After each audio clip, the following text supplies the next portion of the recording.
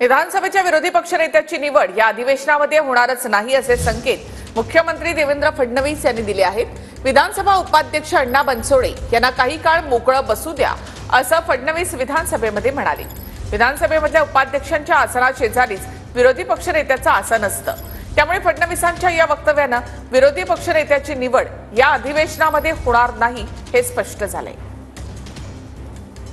आता आपण सगळ्यांनी निवडले आपले उपाध्यक्ष, त्यामुळे आता विरोधी पक्षाला तक्रार करायला कुठेही जागा राहणार नाही हा मला विश्वास आहे। तसंही अध्यक्षांनी काही फार जागा तुम्हाला ठेवली असं मी मानतो, पण अर्थात विरोधी पक्षाचं समाधान हे कधीच होत नसतं आणि जो विरोधी पक्ष समाधानी झाला तो विरोधी पक्ष कधीच प्रगती करू शकत नाही। त्याच्यामुळे मला विश्वास आहे की तुम्ही असमानानीच राहाल। अध्यक्ष महोदय, खरं म्हणजे प्रथेला धरून पूर्ण चर्चा होतपर्यंत मी थांबलं पाहिजे, पण वरच्या सभागृहात माझं काही कामकाज आहे। बाजूच्या खुर्चीचं ना ते मला विचारा, त्याने मी सांगतो त्यांना काय काही काळ मोकळं बसू देऊया। बाजूच्या खुर्चीचा निर्णय ज्या दिवशी अध्यक्ष घेतील आम्हाला मान्य। चला वरच्या समोर जातो। घाईत घेऊ का निर्णय? घाईत घेऊ का निर्णय? विरोधी पक्ष नेत्यांचं नाव आम्ही दिलेलं आहे।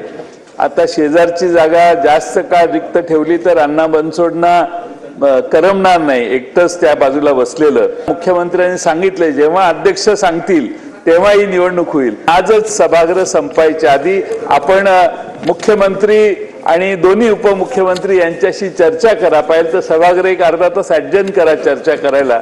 घटना आम्ही तंतोतंत पाळायला तयार आहोत हे अध्यक्ष महोदय आपण कृतीतून दाखवून द्यावं। उपाध्यक्ष पदावर बसवत असताना